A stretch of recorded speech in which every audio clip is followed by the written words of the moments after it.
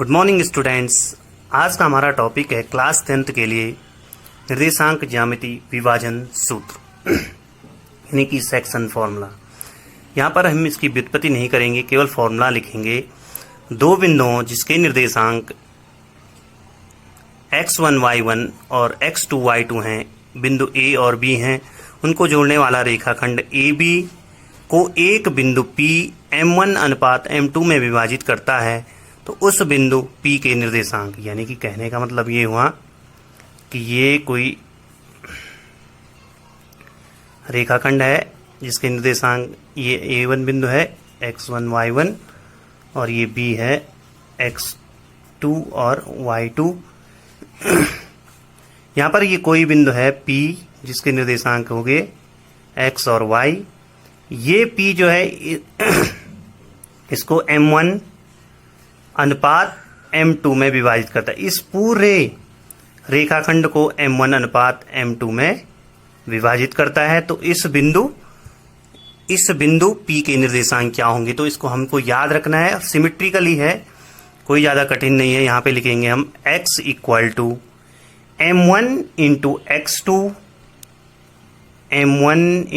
x2 plus m2 into x1 बटे m1 plus m2, यानी कि x1 के साथ m2 आएगा और x2 के साथ m1 आएगा बटे m1 प्लस m2। उसी प्रकार y इक्वल टू हो जाएगा y equal to m1 y2 plus m2 y1 बटे m1 प्लस m2। तो ये अंतः विभाजन का सूत्र है, यानी कि सेक्शन फॉर्मूला। जब दो बिंदुओं को एक तीसरा बिंदु m1 अनुपात m2 में विभाजित करता है, तो उसके जो निर्देशांक होंगे x equal to m1 x2 plus m1 x2 plus m2 x1 बटे m1 प्लस m2 और y equal to m1 y2 plus m2 y1 बटे m1 प्लस m2। तो इसको हम याद कर लेंगे।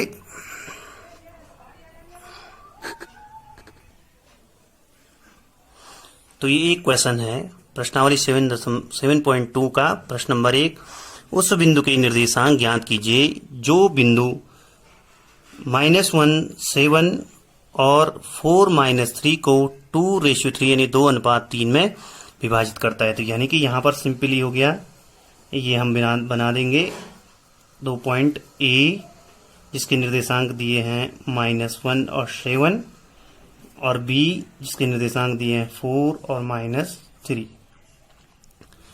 4 और नॉर्मली ये अनुपात है, तो इसको m1A लिख सकते हैं और m1 इक्वल टू 2A और m2 इक्वल टू 3A। तो यहाँ पे m1 अनुपात m2 इक्वल टू 2:3, यानी कि अब यहाँ पे m1 इक्वल टू 2 ही रख देते हैं और m2 इक्वल टू 3 रखते हैं, क्योंकि अगर इसको अनुपात को ढंग से लिखेंगे तो m1 इक्वल टू हम कोई अचर राशि लिख देंगे 3z 2z और m2 इक्वल टू 3z। तो यहाँ आगे सूत्र में यही चीज आएंगी तो वो आपस में एलिमिनेट हो जाएंगे, इसलिए हम यहाँ पे m1 इक्वल टू 2 और m2 इक्वल टू 3 रखेंगे।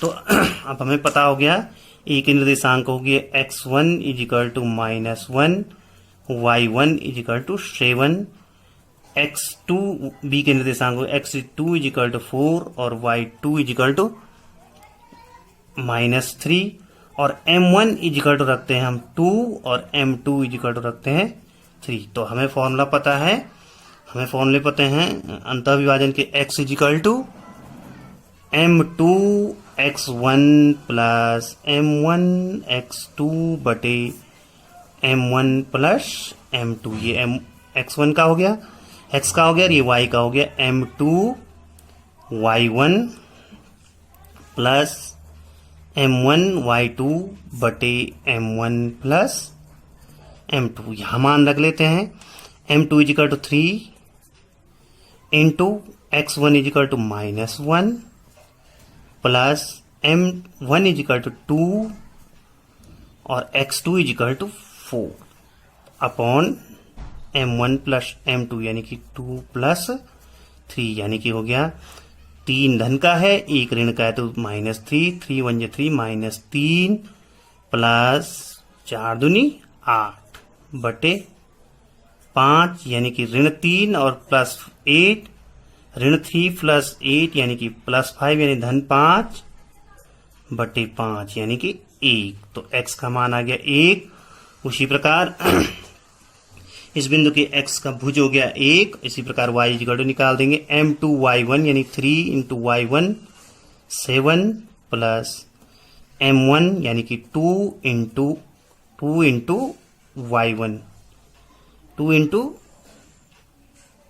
नहीं m2y1 और m1 y2 यानी कि -3 अपॉन यानी बटे 2 धन 3 इक्वल टू यहां पर भी हो जाएगा ये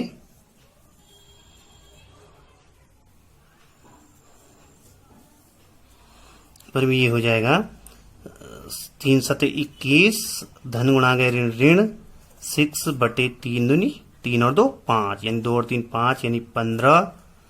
21 में से 6 गया 15 बटे 5 यानी कि 3 हो गया। तो अतः बिंदु P के निर्देशांक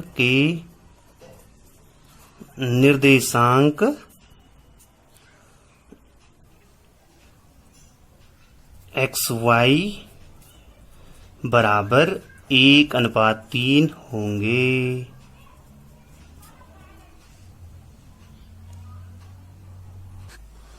ओके स्टूडेंट्स, अगला टॉपिक इसी में आएगा कि एक रेखाखंड है, मतलब ए दो बिंदु हैं ए और बी जिनसे मिलकर एक रेखाखंड बनता है, यानी कि ये जो कि हम अभी कर चुके हैं x1 और y1 और ये b है x2 और y2 इसके निर्देशांक है। अब कोई बिंदु इनके मध्य में है, यानी कि मध्य बिंदु, इसका मध्य बिंदु है, यानी कि वो इस रेखाखंड को 2 बराबर भागों में बांटता है, यानी कि ये P बिंदु है, ये P बिंदु इसको 2 बराबर भागों में बांटता है, यानी कि AP बराबर होगा BP, यानी ये दोनों भाग बराबर होंगे, यानी कि M1 इक्वल टू यानी M इक्वल टू N, यानी कि M बराबर N यानी 2 बराबर भागों में इसको विभाजित करेगा। तो इस बिंदु के निर्देशांक ज्ञात कीजिए, यानी कि मध्य बिंदु के हमने निर्देशांक ज्ञात करने हैं। तो यानी कि यहाँ पे M बराबर N हो गया, यानी कि दोनों बराबर हो गए, तो ये अनुपात हो गया इसका M1 अनुपात M2, यानी M1 अनुपात N, M अनुपात ये है, N अनुपात ये है, तो 1:1, यानी कि अब हमें सिंपली यहाँ पे पता चल गया है कि जो हमारा फॉर्मूला अंतः विभाजन का होता है x equal to M2 x1 plus M1 x2 बटे M1 प्लस M2 जो भी है,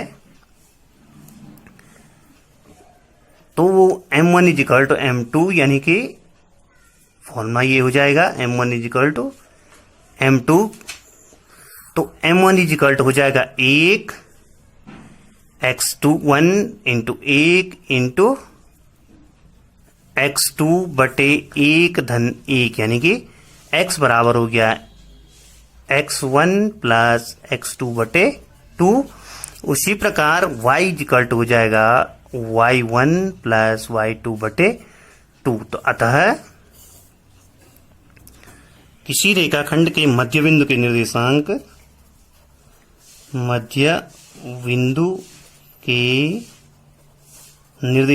क्या हो जाएंगे, सीधे हो जाएंगे x1 प्लस x2 बटे 2 y1 प्लस y2 बटे 2। M1 और M2 इसी में 1 1 के बराबर हो गए, तो इसके लिए ये सूत्र हो गया मध्य बिंदु के निर्देशांक हो गए x1 प्लस x2 बटे 2 y1 प्लस y2 बटे 2। एक क्वेश्चन ले लेते हैं, बिंदु 2 3 व 4 ऋण a के मध्य बिंदु के निर्देशांक, यानी कि ये हो गया a हो गया 2 3 और b हो गया 4 -1, इसके मध्य बिंदु ये हो जाएगा, माना इसके निर्देशांक x और y है। तो यहाँ पर ये हो गया x1, ये हो गया y1, ये हो गया x2 और ये हो गया y2। यहां तक स्पष्ट हो गया। तो हमें मध्य बिंदु के सूत्र हमें पता है x equal to x1 plus x2 बटे 2। यहाँ पे लिख लेता हूं x1 बराबर 2, y1 बराबर 3, x2 बराबर 4 और y2 बराबर -1। ये हमें स्पष्ट हो गया है। तो मध्य बिंदु के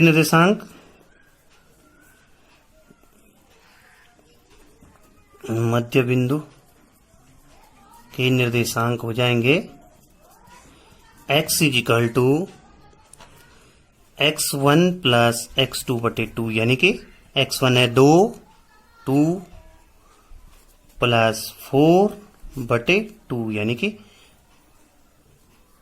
4 2 6 बटे 2, यानी कि 3। और y हो जाएगा y1 प्लस y2 बटे 2, यानी कि y1 है 3 प्लस -1/2, यानी कि 3 प्लस इंटू माइनस माइनस -1/2, यानी कि 2/2, यानी कि 1। तो अतः इसके मध्य बिंदु के निर्देशांक हो गए, मध्य बिंदु के निर्देशांक बराबर हो जाएंगे 3 और 1। आंसर। Okay students.